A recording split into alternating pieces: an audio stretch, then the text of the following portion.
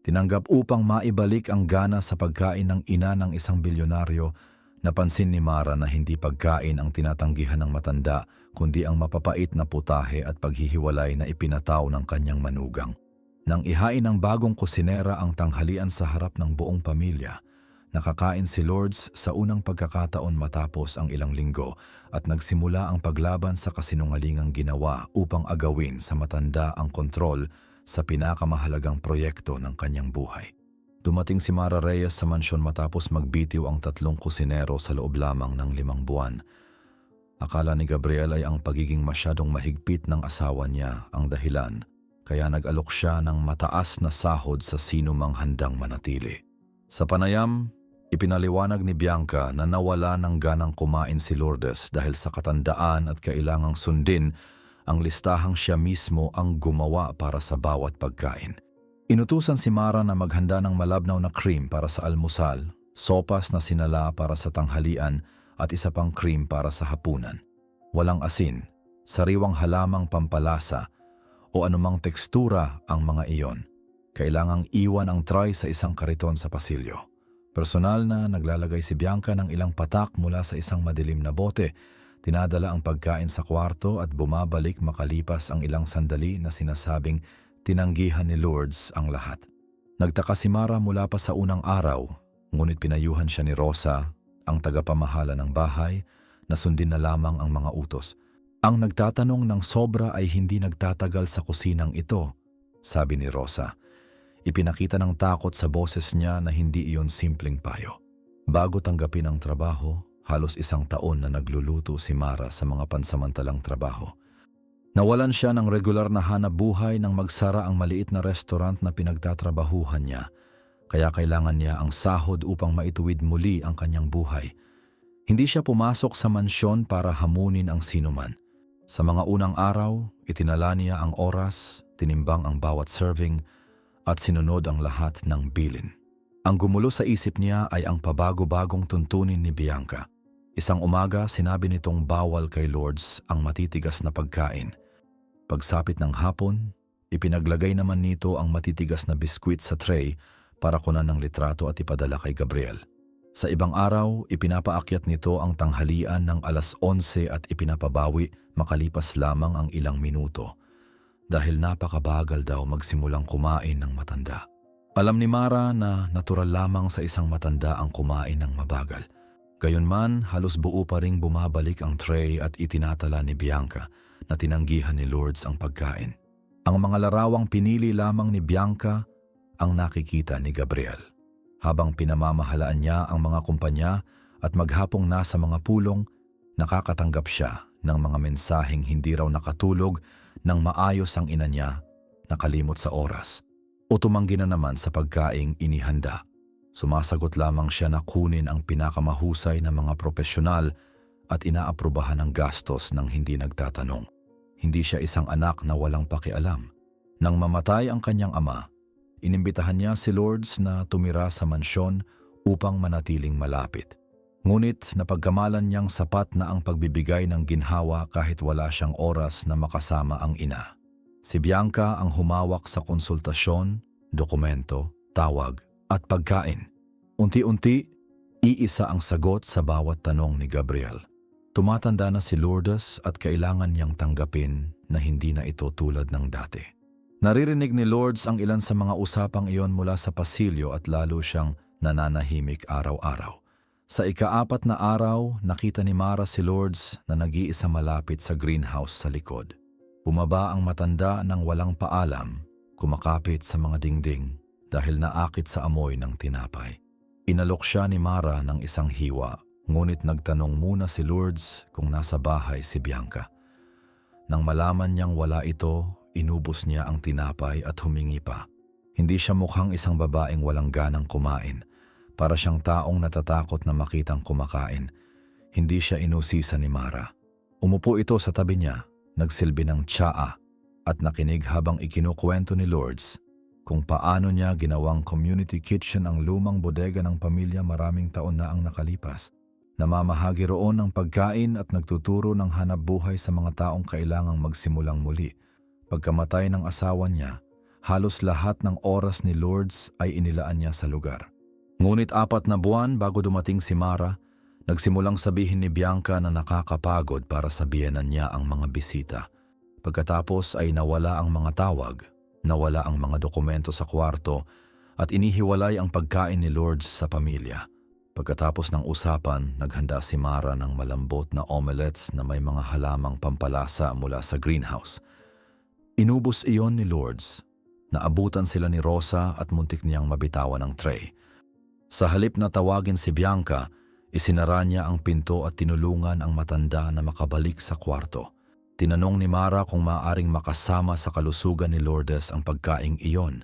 Sinabi ni Rosa na wala siyang alam na anumang pagbabawal mula sa doktor, ngunit magagalit ng husto si Bianca kapag nalaman ito. Maya-maya, pumasok si Bianca sa kusina at binilang ang natitirang mga itlog.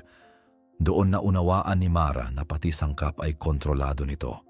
Tinanong ni Bianca kung bakit may kulang na isa. Sinabi ng kusinera na sinubukan niya kung tama ang pagkakaluto ng omelette. Naiwasan ng kasinungalingan ang komprontasyon, ngunit naging malinaw na hindi sapat ang mabuting hangarin para mapakain si Lourdes ng labag sa nakasanayang patakaran. Nang hapong iyon, binigyan ni Bianca si Mara ng dokumentong may mga bagong tuntunin. Hindi maaaring kausapin ng kusinera si Lourdes nang walang ibang naroroon, maghain ng wala sa menu, o magtabi ng sample ng pagkain. Nakasaad na ang anumang pagsuway ay ituturing na panganib sa kalusugan ng residente. Hindi agad pumirma si Mara. Hiniling niyang basahin muna iyon at tinanong kung nasaan ang bilin ng propesyonal na may pananagutan. Sumagot si Bianca na sapat na ang kanyang salita. Idinagdag pa niya na may malamig na ngiti na napakaraming taong naghihintay para sa isang trabahong may ganoon kataas na sahod. Pinirmahan lamang ni Mara ang pagtanggap sa mga tuntunin at isinulat sa tabi na wala siyang nakitang reseta. Hinablot ni Bianca ang papel, pinunit iyon sa harap niya at nagprint ng bago. Iyon ang unang patunay na kayang baguhin ang mga record hanggang sa maging paborable ang kwentong nakasulat. Tinanong ni Mara kung bakit hindi nagsusumbong si Lourdes sa anak niya. Yumuko ang matanda. Sinabi raw ni Bianca na pagod si Gabriel at maaaring ipasok siya nito sa isang pasilidad kapag gumawa siya ng gulo. Sinabi rin nitong mawawalan si Nico ng mahalagang pagkakataong mag-aral sa ibang lugar kung gagawa ng problema ang lola niya. Hindi na alam ni Lourdes kung ano ang totoo. Wala siyang telepono at araw-araw niyang naririnig na humihina ang kanyang memorya, kaya nagsimula siyang magduda sa sarili. Naunawaan ni Mara na ang hindi nagagalaw na plato ay nakikitang bahagi lamang ng mas malaking problema. Lumitaw ang dahilan makalipas ang ilang araw nang marinig niyang may kausap sa telepono si Bianca sa pantry. Binabanggit nito ang utang na kailangang bayaran bago matapos ang buwan at ang agarang pagbebenta sa gusali ng community kitchen. Kailangan lamang daw makuha ang pirma ni Lourdes o mapatunayan na wala na itong kakayahang magpasya. Kinabukasan, nagpasya si Mara na ituon ang pansin sa pinakakilala niya, ang pagkain. Tinikman niya ang sopas bago ilagay sa tray at nag-iwan ng isang kutsara sa ilalim ng kaldero. Nang bumalik ang plato na halos puno pa, naamoy niya ang herbs na wala sa recipe. Tinikman niya ang napakaliit na bahagi at nakaramdam ng matinding pait. Hindi niya alam kung ano ang idinagdag ni Bianca at hindi siya maaaring magbintang ng walang patunay. Kinabukasan, ibang cream ang inihanda niya at ganoon pa rin ang nangyari. Banayad iyon bago umakyat. Ngunit pagbalik ay nag-iiwan ng masamang lasa ng ilang minuto. Tinanong ni Mara si Lourdes kung ganoon ang lahat ng pagkain. Sumagot ang matanda na ilang linggo nang parang panis ang anumang pagkaing dinadala ni Bianca. Ngunit sinasabi ng manugang na epekto lamang iyon ng katandaan. Hindi nagbukas ng cabinet o kumuha ng bote si Mara. Sa halip, pinagmasdan niya ang kilos ni Bianca. Hinihintay nitong mawalan ng tao sa kusina, lumalapit sa tray at itinatago ang isang kamay sa tabi ng katawan. Pagkatapos ay dinadala nito ang pagkain sa kwarto. 2 beses nakita ni Mara ang kilos, ngunit hindi niya nakita kung ano ang hawak nito. Napansin din ni Rosa ang pagkakaiba ng amoy mula sa kaldero at nang ibinalik na mangkok. Inamin ng tagapamahala na palaging nagrereklamo si Lourdes sa pait, ngunit inuutusan siya ni Bianca na isulat lamang na tumanggi ang biyenan sa pagkain. Hindi pa nila alam kung saan nanggagaling ang lasa. Ang alam nila ay kumakain si Lourdes kapag diretsyong mula sa kusina ang pagkain at tumitigil kapag nakikialam ang manugang. Nagsimulang maghinala si Bianca. Nanatili siya sa kusina habang naghahanda si Mara at hiniling na direktang ibigay sa kanya ang bawat tray. Pinuri rin niya ang kusinera sa harap ni Gabriel, ngunit nang makaalis ang asawa, sinabi niyang hindi nangangahulugan ng tiwala ang pagiging mabait. May lugar ang bawat tao sa bahay na ito, sabi ni Bianca. Ang lugar mo ay hanggang pinto lamang ng kusina. Sumagot si Mara na naiintindihan niya ang trabaho.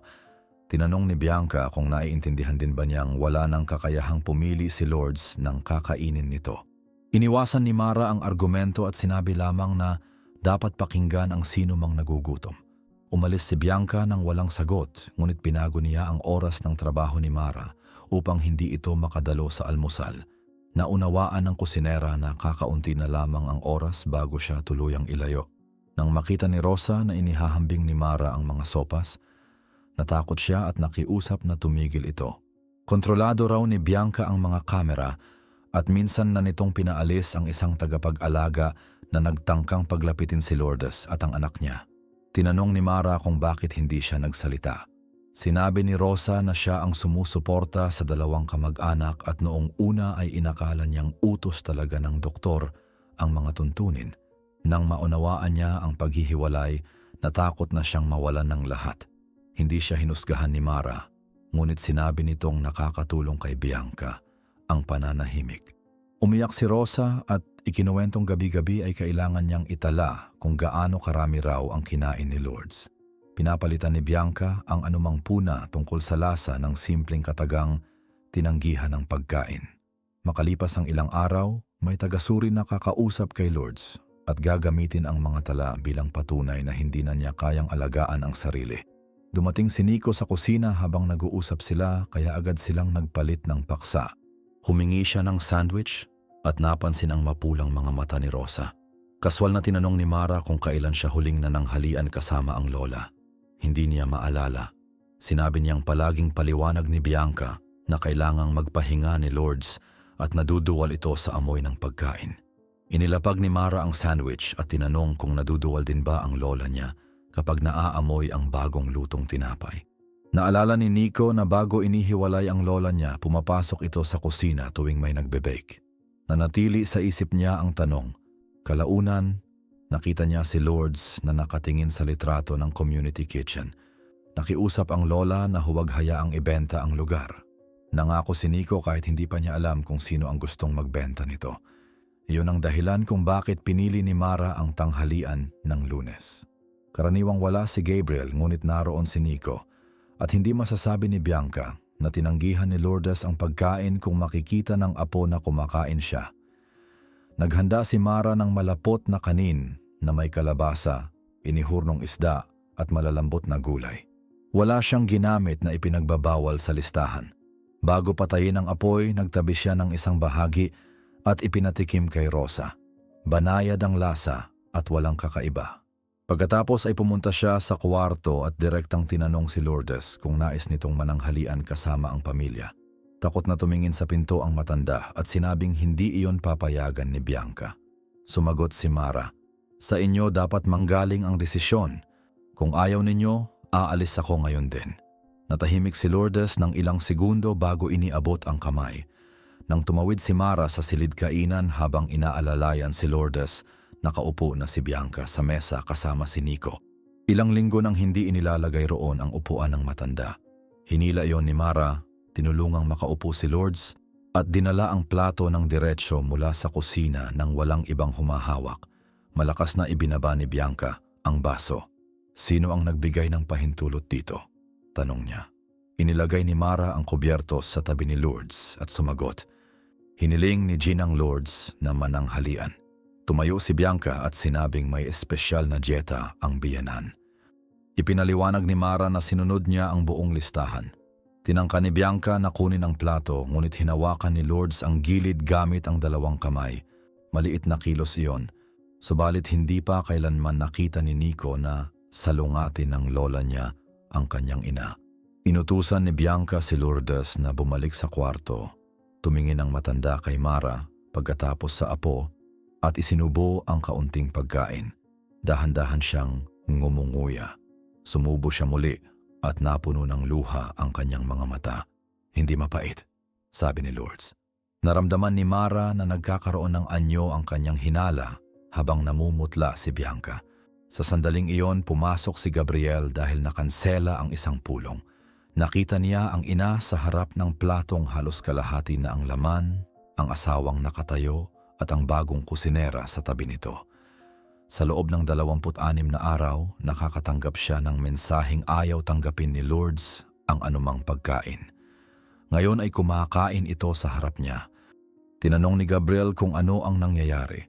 Naunang sumagot si Lourdes, "Ito ang unang pagkain sa loob ng ilang linggo na dumating sa akin na pareho pa rin ang lasa mula nang umalis sa kaldero."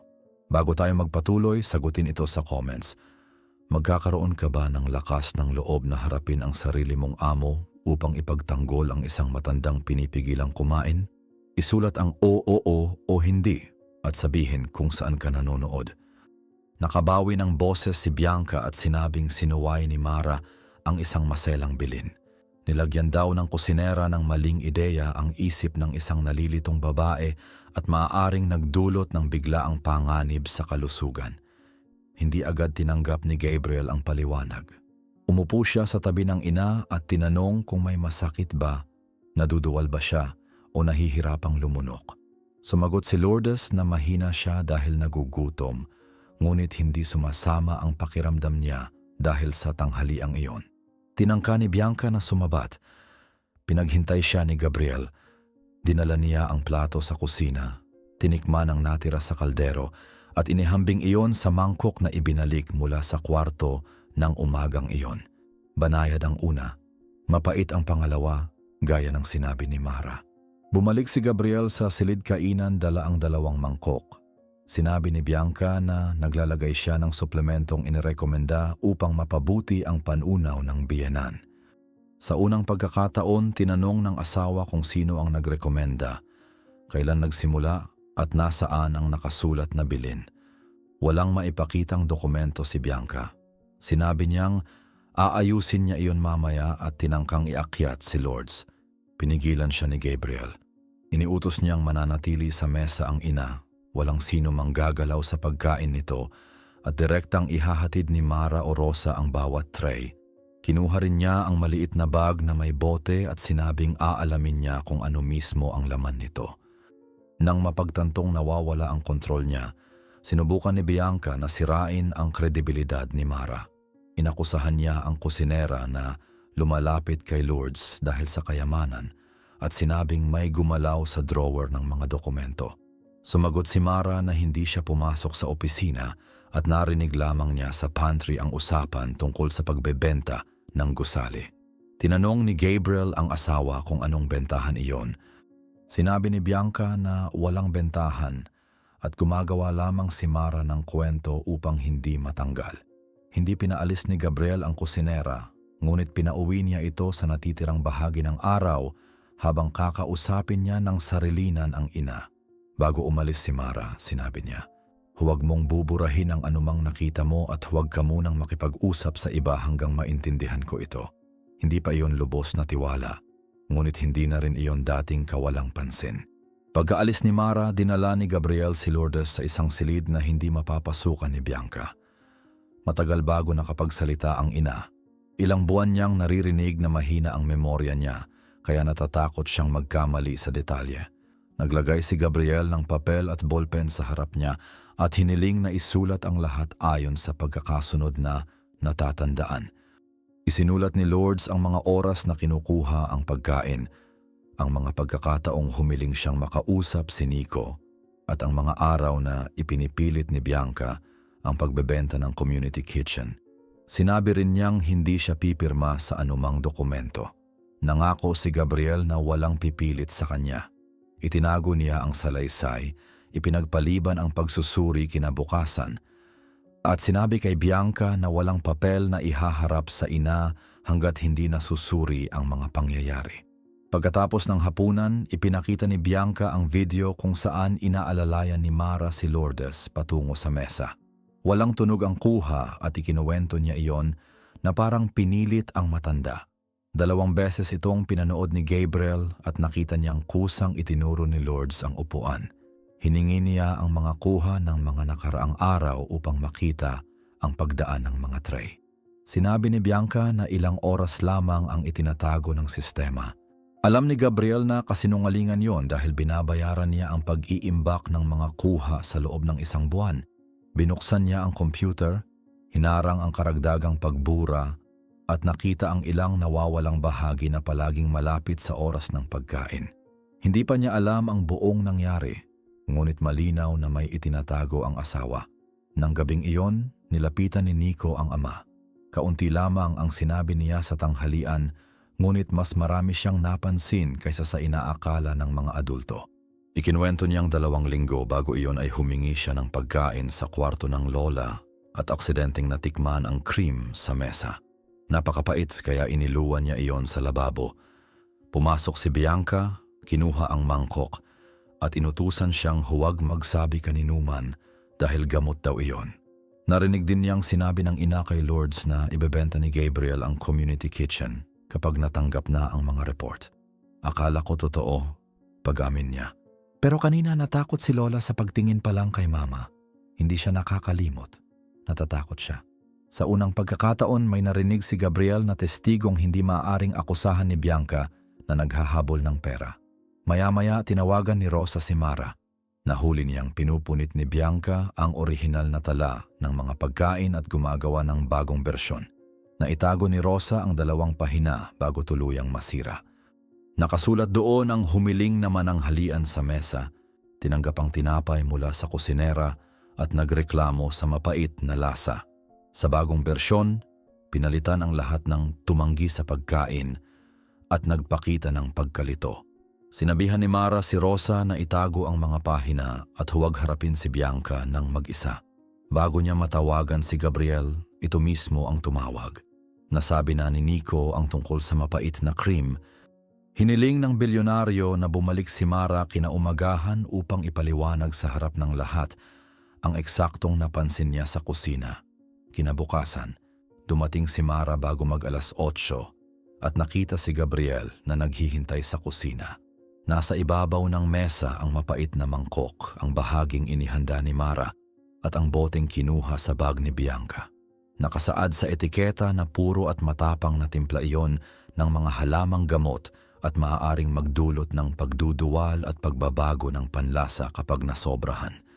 Tinanong ni Gabriel kung nakita na ni Mara ang bote. Sumagot siyang nakita lamang niya si Bianca na inilalapit ang nakasarang kamay sa mga tray. Ibinigay ni Rosa ang totoong tala at kinumpirma ang bawat detalye habang nanginginig ang boses. Sinabi niyang tatanggapin niyang mawala ng trabaho, ngunit hindi na siya muling magsusulat ng kasinungalingan. Inihambing ni Gabriel ang petsa, sulat kamay at pagkain. Nasa harap niya na ang plato, produkto sa laysay ng ina, alaala ni Nico at orihinal na record. Hindi na nakasalalay sa salita lamang ng kusinera ang pagtuklas. Pumasok si Bianca at nadatnan silang 4 na magkakasama. Sa halip na itanggi, sinabi niyang binago niya ang mga record upang gawing simple ang magulong impormasyon. Gusto lamang daw niyang protektahan si Lourdes at pigilan ang isang matigas na matanda na sirain ang napakagandang negosyo dahil sa emosyon. Tinanong ni Gabriel kung anong negosyo iyon. Sa ilalim ng presyon, inamin ni Bianca na ginamit niya ang pangalan ng isang events company upang makipagnegosasyon sa lupa ng community kitchen. Nagbayad siya ng paunang halaga gamit ang hiniram na pera at kailangan niyang matapos ang bentahan upang mabayaran ang utang. Kapag nabigo ang kasunduan, malaking halaga ang mawawala at aaminin niyang palihim siyang nag-invest. Iginiit niyang makikinabang din ang pamilya. Mas mahalaga raw ang lupa bilang event hall. Narinig ni Lourdes ang pag-amin mula sa pintuan. Mas mahalaga para kanino? Tanong niya. Hindi ginawa ang lugar na iyon para yumaman ang sinuman. Hiniling ni Lourdes kay Nico na kunin ang kahong nasa itaas ng aparador. Nasa loob ang lumang kopya ng dokumento sa pagtatatag ng proyekto at mga liham ng mga taong natutong magluto roon. Kinuha ni Bianca ang pangunahing mga papel, ngunit hindi niya alam ang mga kopya. Ipinakita ni Lourdes sa anak ang probisyong pumipigil sa pagbebenta habang kaya niyang ipahayag ang kagustuhan. Naunawaan ni Gabriel kung bakit kailangan ng asawa ang mga tala ng pagkain at ang agarang pagsusuri. Hindi sapat na kumbinsihin siyang magandang negosyo ang bentahan.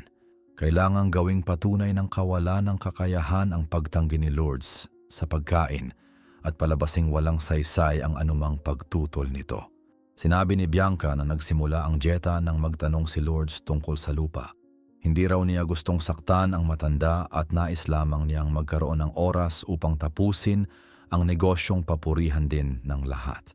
Tinanong ni Mara kung bakit palihim niyang idinadagdag ang compound. Sumagot si Bianca na kailangang matutong sumunod ng biyenan sa mga rekomendasyon. Nabigkas niya iyon bago niya naitama ang sarili. Yumuko si Rosa at lumayo si Nico sa ina. Naunawaan ni Gabriel na hindi kalusugan ang tunay na sentro ng kwento. Pagsunod ang gusto ni Bianca. Ang bawat mapait na plato pinigil na bisita at binagong linya ay para pahinain ang tiwala ni Lourdes sa sarili hanggang tanggapin nito ang desisyon ng iba. Tinangka ni Bianca na ibalik sa kwarto ang biyenan, ngunit tumanggi si Lourdes. Kahit ipinagpaliban na ni Gabriel, dumating pa rin ang tagasuri dahil hindi kinansela ni Bianca ang pagbisita. Isang pamilyang nag-aaway ang nakita nito, hindi isang matandang walang kakayahan. Tinapos ni Gabriel ang pag-uusap at sinabing kukuha siya ng independenteng pagsusuri. Nawalan ng kontrol si Bianca. Sinabi niyang hindi na naiintindihan ni Lourdes ang pera. Madaling impluwensyahan si Nico at minamanipula ni Mara ang lahat dahil sa isang plato. Mahinahon na sumagot si Mara. Hindi ang plato ang naglantad sa katotohanan. Ang naglantad nito ay ang takot ninyo nang makita ninyong nakakain si Hinang Lourdes sa harap ng lahat.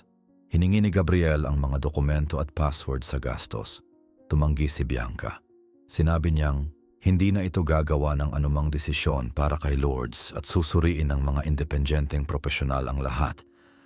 Hiniling ni Lourdes na tumingin ang anak sa kanya, hindi sa mga papel.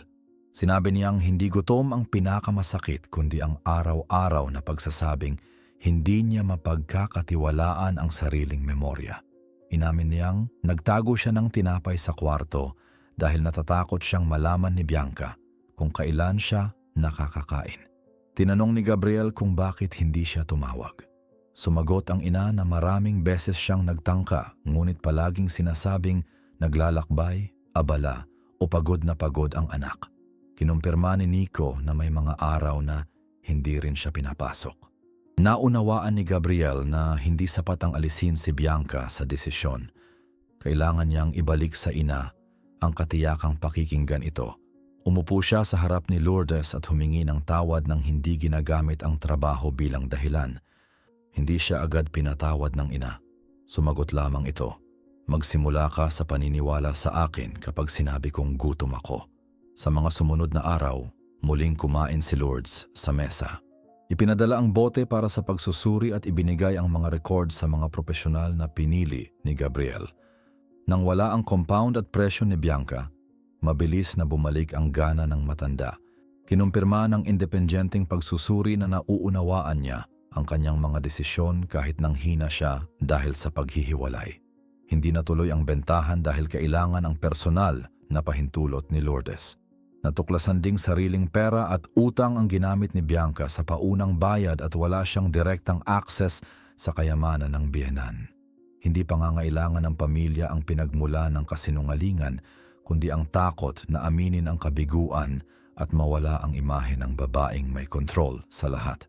Walang ipinagbabawal na sangkap na nakita sa pagsusuri, ngunit kinumpirmang kayang ipaliwanag ng sobrang paggamit ng compound ang pait, pagduduwal, at pagtanggi sa pagkain. Walang reseta o mensahe mula sa profesional na naipakita si Bianca. Nakita ni Gabriel ang paulit-ulit na pagbili at hindi tugma ang dami sa sinasabi niyang ilang patak lamang. Hindi na kailangang patunayan na nagtangka siyang lasunin si Lourdes. Sapat nang kilalaning sinadya niyang baguhin ang pagkain, itago ang ginawa, palsipikahin ang tala, at gamitin ang resulta upang questionin ang kakayahan ng matanda. Ibinigay din ni Rosa ang tunay na oras ng mga tray. Sa ilang araw, kinukuha ang pagkain wala pang 15 minuto matapos dumating sa kwarto. Sa iba, isinulat ni Bianca na tumanggi si Lourdes kahit tulog pa ito nang dumating ang pagkain. Tinulungan ni Nico ang ama na ayusin ang litrato at mensahe. Napansin ni Gabriel na lahat ay naglalarawan ng tuloy-tuloy na paghina, ngunit walang nagpapakita ng totoong pag-uusap nila ng ina.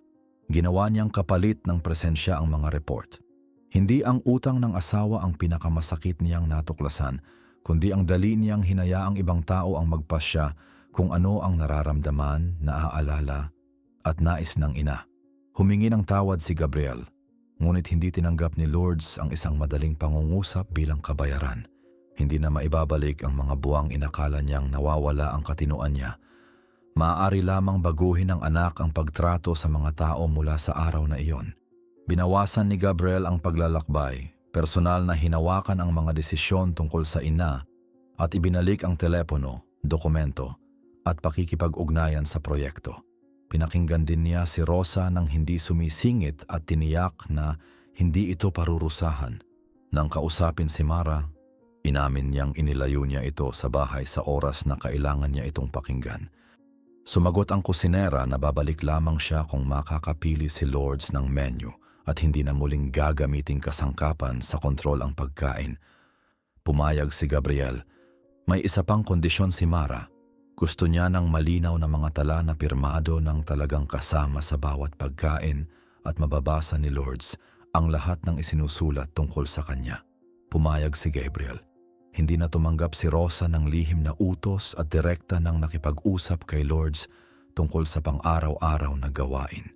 Nilagyan ni Nico ng madaling paraan para tumawag at magpadala ng mensahe ang telepono ng lola, ngunit mabilis niyang napansing mas mahusay itong matuto kaysa sa inaakala nila. Makalipas ang ilang araw, nakikipag-usap na muli si Lourdes sa mga tao sa community kitchen. Pumipili ng mga putahe at nagrereklamo kapag sobra siyang inaalagaan ng anak. Hindi himala ang kanyang pagbuti. Dumating iyon dahil nabawasan ang takot, bumalik ang pagkain, at hindi na itinuring na abala ang kanyang opinyon. Tinipon ni Gabriel ang mga empleyado at inako ang kanyang bahagi sa nangyari. Sinabi niyang walang dapat sumunod sa utos na pumipigil kay Lourdes na humingi ng tulong, kumausap sa pamilya o tumanggap ng pagkain. Hindi niya hiniling na kalimutan nila ang takot. Inamin niyang nakagawa siya ng kapaligirang mas mapanganib na kwestiyonin ng asawa kaysa panoorin ng isang kawalang katarungan. Tahimik na nakinig si Rosa, alam na hindi mababago ng isang pagpupulong ang lahat. Gayunman, sa unang pagkakataon sa loob ng ilang buwan, maaari na niyang sabihin ang katotohanan nang hindi iniisip na ipasusulat iyon muli. Umalis si Bianca sa mansyon habang sinusuri ang sitwasyong pinansyal. Hindi itinago ni Gabriel ang transaksyon, ngunit hindi rin niya ginawang paghihiganti ang kaso. Hiniling niyang akuin ni Bianca ang mga utang na ginawa at humingi ng tulong upang maunawaan kung bakit pinili niyang pahinain ang isang matanda kaysa umamin sa pagkakamali. Pansamantalang naghiwalay ang mag-asawa at anumang pagkakasundo ay nakasalalay sa tunay na pananagutan. Dahil bigo sa ina, araw-araw nang binibisita ni Nico ang lola pagkatapos ng klase. Siya ang nagmungkahi na gawing moderno ang community kitchen nang hindi ibinebenta ang lupa.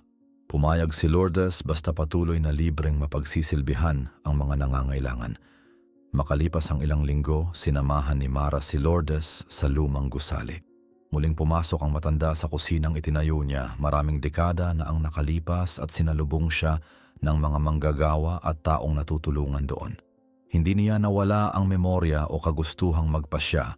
Pinahina siya ng kalungkutan, binagong pagkain at araw-araw na pag-uulit na wala ng halaga ang boses niya. Pinanood ni Gabriel ang ina habang ginagabayan ang paghahanda ng tanghalian at naunawaan kung gaano niya napagkamalang pag-aalaga ang pera. Kaya niyang magbayad ng doktor, empleyado at pagsusuri, ngunit walang kapalit ang pag-upo sa harap ng ina, pagtatanong ng simple at tunay na paghihintay sa sagot. Nagpasya si Lourdes na gawing bagong programa ang karanasan. Minsan sa isang linggo, tatanggap ang kusina ng matatandang kasama ang kanilang pamilya upang maghanda at magsalo ng pagkain. Tumulong si Mara na lumikha ng simpleng menu na nagbibigay ng kalayaan nang hindi tinatratong bata ang sinuman. Pinunduhan ni Gabriel ang pagsasaayos, ngunit nilinaw ni Lourdes na hindi ibibigay ng pera sa kanya ang karapatang mamuno. Mananatili sa mga nakakaalam ng gawain at sa mga taong pinaglilingkuran ang mga desisyon. Sinimulang itala ni Nico ang mga kwento at recipe sa mga pagtitipon. Sa ganitong paraan, naging mas mahalaga pa ang lugar na gustong ibenta ni Bianca. Hindi itinuring si Mara na perpektong bayani. May mga araw na iniisip niyang dapat ba niyang kinausap muna si Gabriel bago harapin si Bianca sa harap ng pamilya.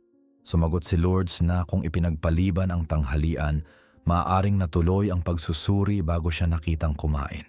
Hindi nalutas ng kilos ng kusinera ang lahat, ngunit lumikha ito ng eksenang imposibleng itago. Ang babaeng sinasabing walang kakayahan ay pumili ng plato, kumain, at malinaw na ipinaliwanag ang nangyayari. Mula noon, kailangang harapin ng bawat kasinungalingan ang katotohanang nakita ng maraming tao. Nang sumunod na linggo, napuno muli ang lahat ng upuan sa mesa ng mansyon. Inihain ni Mara ang tanghalian at bago siya lumayo ay hiniling ni Lourdes na umupo siya. Inanyayahan din si Rosa. Sandaling nag-atubili si Gabriel dahil sa nakasanayan niyang asal, pagkatapos ay humila siya ng 2 upuan. Hindi binuura ng pagkain ang nangyari, ngunit nagtakda iyon ng bagong tuntunin. Walang tao ang ibababa dahil lamang sa trabaho, edad o kwentong sinabi ng mas makapangyarihan. Tinikman ni Lourdes ang isda, ngumiti kay Mara at sinabing tama ang lasa. Sa pagkakataong iyon, walang kailangang magtanong kung mapait ba. Maraming salamat sa pananatili hanggang sa dulo. Kung naantig ka ng kwentong ito, mag-like at mag-subscribe sa channel. Isulat sa comments kung magkakaroon ka ng lakas ng loob na kumilos tulad ni Mara at sabihin kung saan ka nanonood. Ibahagi ang kwentong ito sa isang taong buong pusong naniniwala pa rin sa halaga ng tunay na tapang.